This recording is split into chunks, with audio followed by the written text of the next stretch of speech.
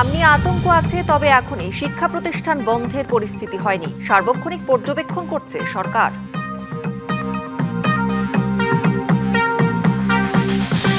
সংকটের মধ্যে নারায়ণগঞ্জের ডিপোতে তেলেসমাতি, লাইসেন্সধারী ব্যবসায়ী পাননি, জ্বালানি তেল গেছে অন্য কারো হাতে।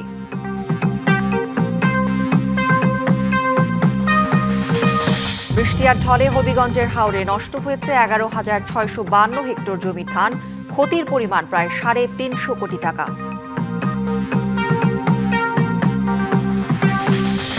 ইরানের শান্তি আলোচনার প্রস্তাব প্রত্যাখ্যান যুক্তরাষ্ট্রের। হরমুজ প্রণালী নিয়ে বৈরিতায় বিশ্ব অর্থনীতিতে দেখা দিয়েছে মহাবিপর্যয়ের শঙ্কা। স্বাগত ডিবিসি সংবাদে। দেখছিলেন মার্কেন্টাইল ব্যাংক সংবাদ শিরোনাম। এবার জানাবো খবরের বিস্তারিত। আপনাদের সাথে আছি আমি কাঞ্জুম কৌরি। হামে আক্রান্ত হয়ে প্রাণ হারানো শিশুদের প্রত্যেকের পরিবারকে 2 কোটি টাকা ক্ষতিপূরণ দেওয়ার নির্দেশনা চেয়ে রিট হয়েছে হাইকোর্টে। সুপ্রিম কোর্টের আইনজীবী ব্যারিস্টার হুমায়ুন কবির পল্লব এই রিট করেন। এতে স্বাস্থ্য সচিব সহ সংশ্লিষ্টদের বিবাদী করা হয়েছে। রিটকারী আইনজীবী বলেন, আইসিইউ, এনআইসিইউ সহ চিকিৎসা ব্যবস্থার নাজুক অবস্থার কারণে শিশুরা মারা যাচ্ছে। তাই রাজধানীতে একটি বিশেষায়িত হাসপাতাল প্রতিষ্ঠা ও জেলা হাসপাতালগুলোতে পর্যাপ্ত আইসিইউ স্থাপনের নির্দেশনা চাওয়া হয়েছে রিটে। আরও বলা হয়, টিকা কেনার বিষয়ে ইউনিসেফ সতর্ক করলেও অন্তর্বর্তী সরকার গুরুত্ব দেয়নি। কার গাফিলতিতে এমন হয়েছে তা তদন্ত করে 10 সদস্যের কমিটি করারও আদেশ চাওয়া হয়েছে রিটে। হামের টিকা না দিলে বাচ্চারা মারা যাবে, এই বিষয়টি অন্তর্বর্তীকালীন সরকারের তৎকালীন যিনি উপদেষ্টা ছিলেন, এটা ফোরসিন করা অবশ্যই তাদের দরকার ছিল। এখানে তাদের সুস্পষ্ট অবহেলা রয়েছে, নেগলিজেন্স রয়েছে, যেটা আমাদের সংবিধান এবং সংশ্লিষ্ট যে আইন রয়েছে সেটি কোনোভাবেই সমর্থন করে না, এবং তারা রাষ্ট্রের একটি সুস্পষ্ট অবহেলা এবং এটাকে অন্য সেন্সে আমরা ইনভলেন্টারি ম্যানস্লেটার যেটা বলি, সেটাও আমরা এখানে বিবেচনা করতে পারি। দেশের 6 জেলায় বছরের পর বছর অব্যবহৃত পড়ে থাকা 6টি শিশু হাসপাতাল চালুর নির্দেশ দিয়েছেন প্রধানমন্ত্রী তারেক রহমান। রবিবার স্বাস্থ্য মন্ত্রণালয়ের সঙ্গে জরুরি বৈঠকে তিনি হাসপাতালগুলো চালুর নির্দেশ দিয়েছেন বলে জানিয়েছে প্রধানমন্ত্রীর কার্যালয়। এই হাসপাতালগুলো হলো রাজশাহী শিশু হাসপাতাল, খুলনা বিভাগীয় শিশু হাসপাতাল, রংপুর শিশু হাসপাতাল, বরিশাল শিশু হাসপাতাল, কুমিল্লা শিশু হাসপাতাল ও সিলেট জেলা হাসপাতাল। 320 কোটি টাকা ব্যয়ে নির্মিত আধুনিক 6টি হাসপাতাল ভবন নির্মাণ হলেও বছরের পর বছর তা অব্যবহৃত পড়ে আছে বলে সম্প্রতি প্রথম আলোতে একটি প্রতিবেদন প্রকাশিত হয়। জ্বালানি তেল সংকটে দেশের মানুষ যখন একরকম দিশেহারা, ঠিক তখনই নারায়ণগঞ্জের মেঘনা পেট্রোলিয়াম ডিপোতে হয়েছে তেলেসমাতি। লাইসেন্সধারী এক ব্যবসায়ীর তেল ডিপো সুপারের কারসাজিতে দিনের পর দিন গেছে অন্য কারো হাতে, অথচ যার লাইসেন্স তিনি পুরো সংকটে জ্বালানি পেয়েছেন মাত্র 2 বার। মাল দিছি আমি 2 বার 9,000, 2 বার 4,500। এই জালাল ভাই এদিকে আসেন।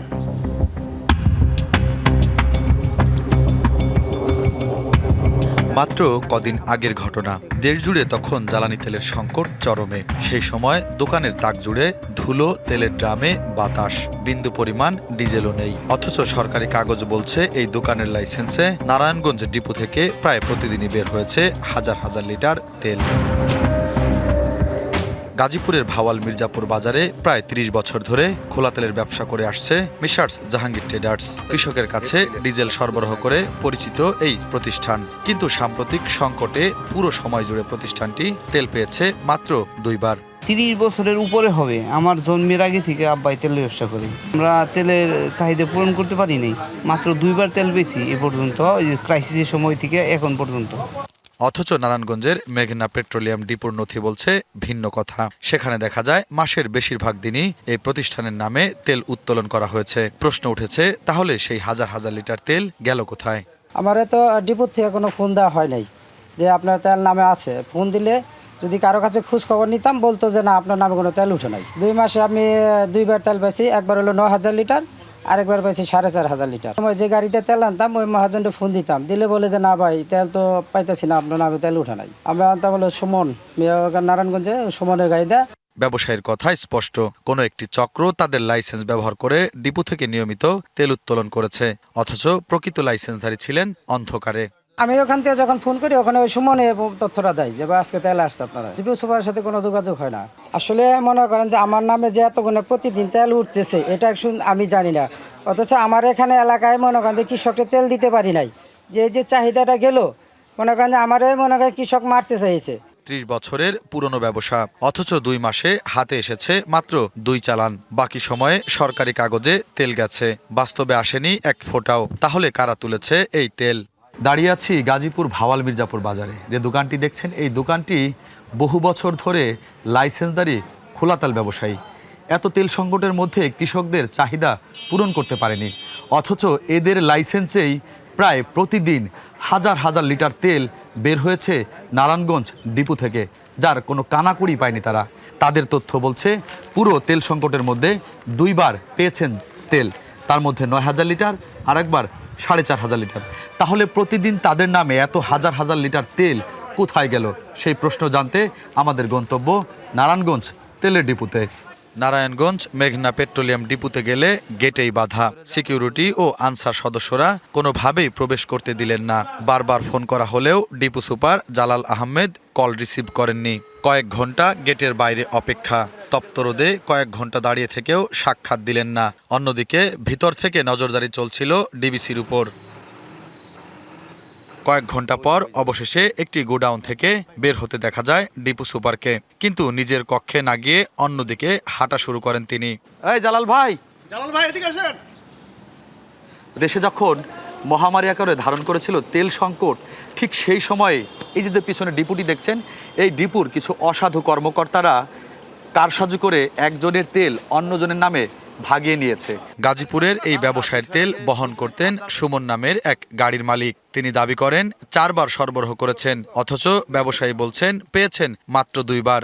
কিন্তু কোনাকে মাল দিছি আমি 2 বার 9,000, 2 বার 4,500, ওনার কাছে মাল অস্টিজ গেছে। সরকারি কাগজ এক কথা বলছে, ব্যবসায়ী আরেক কথা। সব মিলিয়ে স্পষ্ট হয়ে উঠেছে তেল সংকটের আড়ালে সক্রিয় ছিল একটি শক্তিশালী সিন্ডিকেট। তবে এমন অনিয়মের বিষয় কিছুই জানেন না মেঘনা পেট্রোলিয়ামের ব্যবস্থাপনা পরিচালক।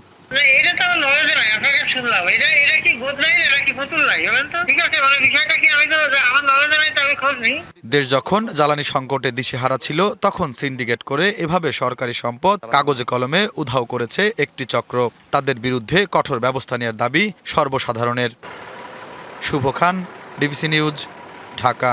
হবিগঞ্জে কয়েকদিনের টানা বৃষ্টিতে পানিতে ডুবে নষ্ট হয়েছে 11,652 হেক্টর জমির ধান। খলায় থাকা ধানও পচে নষ্ট হয়েছে। ক্ষতির পরিমাণ দাঁড়িয়েছে প্রায় 350 কোটি টাকা। রোদের দেখা মিলতে শেষ সম্বল বাঁচাতে ভেজা ধান শুকাতে ব্যস্ত কৃষক। এদিকে অর্ধেক ধান এখনও মাঠেই পড়ে রয়েছে। শ্রমিক সংকট ও অতিরিক্ত মজুরির চাপে এখানেও চাপের মুখে কৃষক।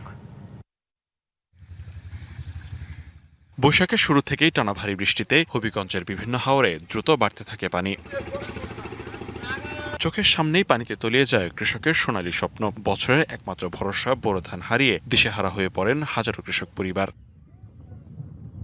চলতি মৌসুমে জেলায় 1,23,644 হেক্টর জমিতে বোরো ধানের আবাদ করা হয়। এর মধ্যে বৃষ্টিতে ক্ষতিগ্রস্ত 11,552 হেক্টর জমির ধান। বিপাকে পড়েছেন প্রায় 24,000 কৃষক। গেল বুধবার থেকে আবহাওয়া পরিস্থিতি কিছুটা ভালো থাকায় বিভিন্ন হাওরে ধানের খলা, বাড়ির আঙিনা, মাঠ, এমনকি সড়কের পাশেও ধান শুকাতে ব্যস্ত কৃষক। ভেজা ধান রক্ষায় নানা কায়দায় দ্রুত শুকানোর চেষ্টা করছেন তারা। তবে অনেক ধানেই গজিয়ে উঠেছে চারা, পচে ছড়াচ্ছে দুর্গন্ধ। একবারে গন্ধ ধরে লিছে ধান, যে দুর্গন্ধ আছে মাঠো। 1.5 লাখ টাকা খরচ গেছে, সম্পূর্ণ টাকা মার, সম্পূর্ণ ক্ষেত মার 200 জায়গা হাঁটুইছে। আধা সাদা হাঁটিয়া এটা আঞ্চল ফসা রসা আলারের লগে সকল ঠিক আছে কি ও তো খের একবার জারি পুরা আর 200 রিটা ভাইয়া কিতা করতাম। সাহায্য সরকার আমরা ঘরে আমরা বাজবার একটা উপায় আছে, নাইলে উপায় নেই। এদিকে শ্রমিক সংকট ও বাড়তি মজুরি যেন মরার উপর খাড়ার ঘা। খামলা পাওয়া যায় না, দেও 1-2টা পাওয়া যায়, 1000-1500 রুট ছাড়া যায় না। পাওয়া যাইতেছে না, একটা সংকট। টাকাটা দিব কিভাবে এই চিন্তাধারা করতেছে না, দানের মায়া এইভাবে খরচ করতেছে। কৃষি সম্প্রসারণ অধিদপ্তর বলছে পানিতে পুরোপুরি ডুবে প্রায় 209 কোটি 16 লাখ টাকার ধান নষ্ট হয়েছে। এছাড়া কাটা ধান রোদের অভাবে পচে ও চারা গজিয়ে আরও প্রায় 134 কোটি টাকার ক্ষতি হয়েছে। সব মিলে ক্ষতির পরিমাণ দাঁড়িয়েছে প্রায় 350 কোটি টাকা। প্রায় 340 কোটি টাকার মতো আর্থিকভাবে আমরা প্রাথমিক ক্ষয়ক্ষতি নির্ধারণ করেছি হবিগঞ্জ জেলায়। তালিকাটা হওয়ার শেষ পর্যায়ে এটা উপরে পাঠানো হবে। তখন হয়তো বা সরকার একটা বলছে যে 3 মাসের একটা কি প্রণোদনা দিবেন। একদিকে পানিতে তলিয়ে যাওয়া ধান, অন্যদিকে শ্রমিক সংকট আর বাড়তি খরচ, সব মিলিয়ে কঠিন সময় পার করছে হবিগঞ্জের হাওর অঞ্চলের কৃষক। DBC news desk. রাজশাহীর পবা উপজেলা সাব রেজিস্ট্রার অফিসে মাসে চাঁদাবাজি হয় প্রায় 50 লাখ টাকা। এই টাকা যায় স্থানীয় নেতা, সাব রেজিস্ট্রার, দলিল লেখক, নেতাসহ বিভিন্ন জনের পকেটে। সরকারি ফি ও লেখার পারিশ্রমিকের বাইরে অতিরিক্ত অর্থ নেওয়ার সুযোগ নেই বলছে কর্তৃপক্ষ। রাজশাহীর পবা উপজেলা দলিল লেখক সমিতি সরকারি ফির বাইরে প্রতিটি দলিল রেজিস্ট্রেশনে অতিরিক্ত ৩৫০০ টাকা চাঁদা নেয় বলে অভিযোগ আছে। মাসে এই অফিসে দলিল রেজিস্ট্রেশন হয় অন্তত ১৫০০। সেই হিসেবে মাসে চাঁদা ওঠে অন্তত ৫০ লাখ টাকা। বিশাল অঙ্কের এই টাকার ভাগ যায় স্থানীয় নেতা, সাব রেজিস্ট্রার, দলিল লেখক, নেতা সহ বিভিন্ন পকেটে। সম্প্রতি সমিতির বাইরে থাকা ১৯ জন দলিল লেখক এই চাঁদাবাজি বন্ধের দাবি জানিয়ে প্রশাসনের বিভিন্ন দপ্তরে লিখিত অভিযোগ জানিয়েছেন। তারা বলছেন এই সমিতির সদস্য না হয়েও তাদের চাঁদা দিতে বাধ্য করা হয়, তাই তারা খুলেছেন নতুন সমিতি, যেখানে পারিশ্রমিকের বাইরে কোনো চাঁদাবাজি থাকবে না। জনগণের স্বার্থের জন্য গভর্নমেন্ট খরচের বাইরে আমাদেরকে গ্রাহক খুশি হয়ে যেটা দিবেন আমরা সেটাই নিব, আলহামদুলিল্লাহ। পবা দলিল লেখক আমরা একটা সমিতি ছিল, তো আমরা এখানে দলিল করি। ঈদের পরে হঠাৎ করে বলছে যে আমাদেরকে ৩৫০০ টাকা করে দিতে হবে তাদের দলিল লেখক সমিতি থেকে। তা আমরা এটা বললাম যে কেন দিতে হবে, বলছে না দিতে হবে। এই মাস থেকে মোটা অঙ্কের, যা বিশাল একটা অঙ্কে, যা ক্যালকুলেটর মারলে শেষ করা যাবে না, মোটামুটি ১৫০০ দলিল পর্যন্ত ১ তারিখ থেকে তারা ১৫০০ দলিলের টাকাটা সমবন্টন করার জন্য এখনো টাকা সমিতিতে জমা আছে। পবা উপজেলা দলিল লেখক সমিতি বলছে এই টাকা তারা দলিল লেখকদের বেতন, বোনাস সহ দুস্থ অক্ষম দলিল লেখকদের কল্যাণে ব্যয় করেন। তাদের দাবি এটা চাঁদাবাজি নয়। আমাদের যেটা রুজি রুটির ব্যবস্থা সেটা আমাদের নিজেদেরকেই করে নিতে হয়, সেটা সাধারণ পাবলিকের কাছ থেকে আমাদেরকে পারিশ্রমিক নিতে হয়। আমাদের দলিলের কোনো সরকার কর্তৃক কোনো নির্ধারিত ফি নাই। তো একটা দলিলের প্রতি আমরা পারিশ্রমিক প্রত্যেকটা দলিলের একটা পারিশ্রমিক আমরা আমাদের এখান থেকে একটা নির্ধারণ করা হয়েছে, সে পারিশ্রমিকটা সামান্য। নিবন্ধনহীন এই সমিতির চাঁদাবাজি কতটা বৈধ জানতে চাইলে উপজেলা সাব রেজিস্ট্রার বলেন, সরকারি ফি ও লেখার পারিশ্রমিকের বাইরে অতিরিক্ত অর্থ নেওয়ার কোনো সুযোগ নাই। আমরা যথাযথ পদক্ষেপ নিব, কোনো ধরনের যাতে অযৌক্তিক কোনো সমিতির নামে কোনো অযৌক্তিক অর্থ আদায় না হয় সেই বিষয়ে জিরো টলারেন্স। আপনারা জানেন ৫ই আগস্টের পর বাংলাদেশের নতুন বাংলাদেশ, সেই নতুন বাংলাদেশে দুর্নীতির কোনো স্কোপ নাই। শুধু পবা নয়, রাজশাহী অঞ্চলের প্রতিটি সাব রেজিস্ট্রার অফিসে সমিতির নামে এই চাঁদাবাজি চলছে বহু বছর ধরে। Sourav Habib, DBC news, Rajshahi. একটা ফ্রিডম দিন তো।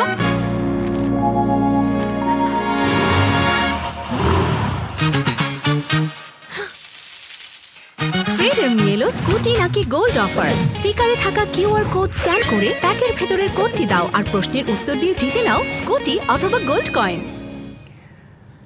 15ই মে গুটি আম পাড়ার মাধ্যমে রাজশাহীতে শুরু হচ্ছে আমের মৌসুম।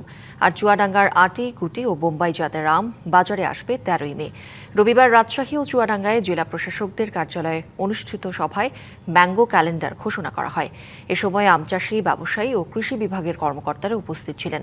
সভায় জানানো হয় 22শে মে থেকে গোপালভোগ, 25শে মে থেকে রানী পছন্দ ও লক্ষণভোগ, 30শে মে থেকে হিমসাগর বাজারে আসবে। ল্যাংড়া পাড়া শুরু হবে 10ই জুন থেকে এবং 15 তারিখ থেকে শুরু আম্রপালি ও ফজলি। এদিকে চুয়াডাঙ্গায় 20শে মে হিমসাগর, 25শে মে ল্যাংড়া, 5ই জুন আম্রপালি, 15ই জুন ফজলি, 20 জুন হাড়িভাঙা এবং 22শে জুন বানানা ম্যাঙ্গো পাওয়া যাবে বাজারে। এরপর 30শে জুন আশ্বিনা, বাড়ি, কাটিমন ও গৌরমতী আম পাওয়া যাবে জুলাইয়ে।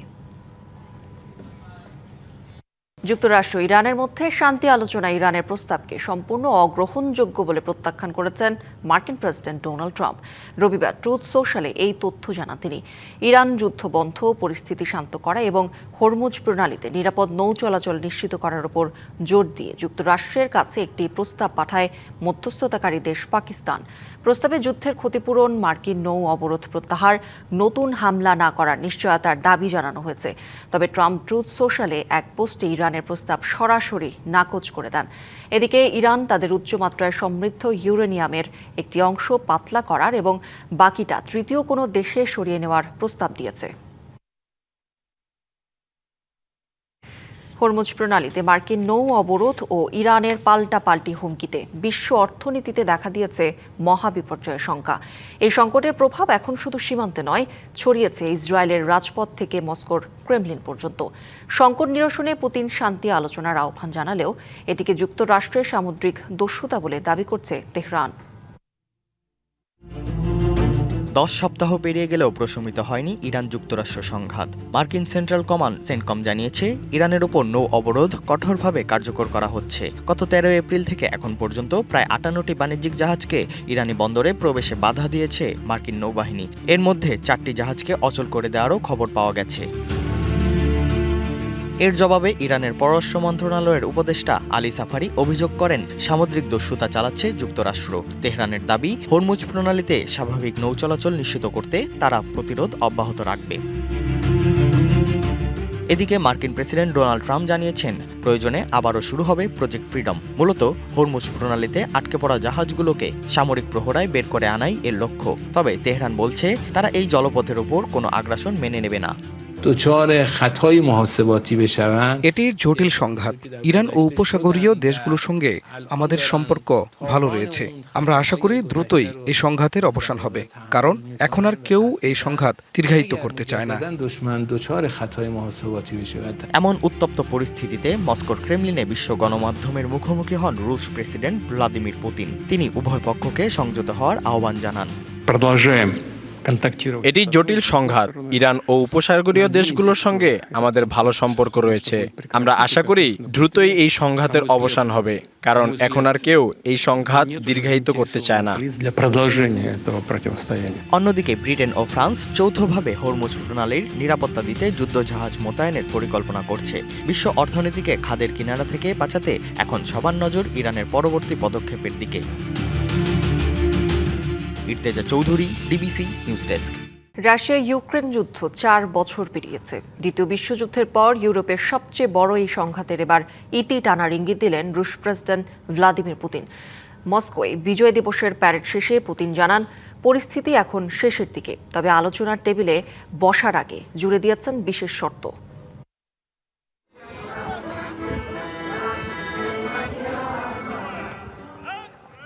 মস্কোর রেড স্কোয়ারে যখন দ্বিতীয় বিশ্বযুদ্ধে নাৎসি জার্মানির বিরুদ্ধে বিজয়ের উৎসব চলছে, ঠিক তখন রুশ প্রেসিডেন্ট ভ্লাদিমির পুতিন জানালেন, 4 বছরের বেশি সময় ধরে চলতে থাকা ইতিহাসের অন্যতম ভয়াবহ সংঘাত ইউক্রেন যুদ্ধ সম্ভবত এবার শেষের পথে।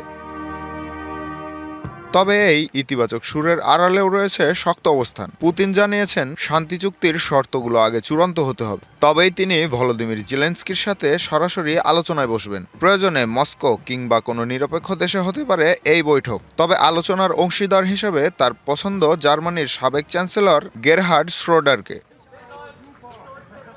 যুদ্ধ দীর্ঘায়িত হওয়ার জন্য বরাবরের মতো পশ্চিম ও ন্যাটোকেই দায়ী করেন পুতিন। তার দাবি, রাশিয়াকে ধ্বংস করতে চেয়েছিল পশ্চিমা শক্তি, কিন্তু তারা সফল হয়নি। উল্টো এখন তারা নিজেরাই গোলকধাঁধায় আটকে গেছে।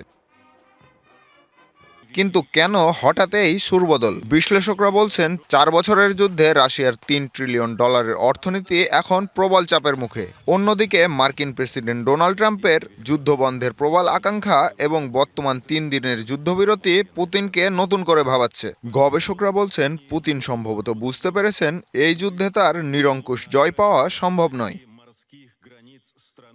মস্কোর এই নমনীয় সুরের মাঝেই গত 24 ঘন্টায় দনবাসের ফ্রন্টলাইনে 150-র বেশি সংঘর্ষের খবর পাওয়া গেছে। শান্তি চুক্তিতে ইউক্রেনের ভূখণ্ড রক্ষা আর ন্যাটোর নিরাপত্তা গ্যারান্টি এখনও বড় বাধা হয়ে আছে। পুতিনের এই ইঙ্গিত কি সত্যি শান্তির বার্তা, নাকি কৌশলী কোনো চাল, তা সময়ই বলে দেবে। তবে কয়েক হাজার মানুষের প্রাণহানি আর ইউক্রেনের ধ্বংসস্তূপের মাঝে বিশ্ববাসী আছে এখন কেবল একটি টেকসই যুদ্ধবিরতির অপেক্ষায়। সামিউল ইসলাম, ডিবিসি নিউজ ডেস্ক। পশ্চিমবঙ্গের রাজনীতি বরাবরই জটিল ও পরিবর্তনশীল। স্বাধীনতার পর কংগ্রেসের আধিপত্য, এরপর 34 বছরের বাম শাসন, তারপর পরিবর্তনের হাওয়ায় তৃণমূলের উত্থান, সব মিলিয়ে বাংলার রাজনীতি ধারাবাহিক বিবর্তনের সাক্ষী। 1950 থেকে 70-এর দশক, উত্তাল পশ্চিমবঙ্গ, খাদ্য আন্দোলন, নকশালবাড়ি বিদ্রোহ আর শ্রমিক অসন্তোষে কাঁপে রাজ্য। গ্রামীণ দারিদ্র্য আর বেকারত্বের হাত ধরে মানুষের ক্ষোভ পুঞ্জীভূত হচ্ছিল। সেই অস্থিরতা থেকেই জন্ম নিল এক নতুন রাজনৈতিক শক্তি। 1977 সাল জ্যোতি বসুর নেতৃত্বে বামফ্রন্টের ঐতিহাসিক উত্থান। ভারতের দীর্ঘতম নির্বাচিত কমিউনিস্ট শাসনের সূচনা হলো বাংলায়। অপারেশন বর্গা আর পঞ্চায়েত ব্যবস্থার মাধ্যমে গ্রামীণ বাংলার ক্ষমতা কাঠামো বদলে দিলেন বামেরা। কিন্তু মুদ্রার উল্টো পিঠ ছিল মাত্রাতিরিক্ত দলীয়করণ, কেডারতন্ত্র আর ঘন ঘন ধর্মঘটে মুখ থুবড়ে পড়ল শিল্প। মুখ ফিরিয়ে নিলেন বিনিয়োগকারীরা। শিক্ষিত যুবকদের গন্তব্য হল ভিন রাজ্য। 2000-এর দশকে বুদ্ধদেব ভট্টাচার্য শিল্পায়নের চেষ্টা করলেও বাঁধ সাধল জমি অধিগ্রহণ ইস্যু। সিঙ্গুর আর নদীগ্রাম হয়ে উঠল বাম শাসনের পতনের কারিগর। কৃষকদের জমি রক্ষার আন্দোলনে সামনের সারিতে উঠে এলেন মমতা বন্দ্যোপাধ্যায়। 2021 সাল ঐতিহাসিক পরিবর্তন।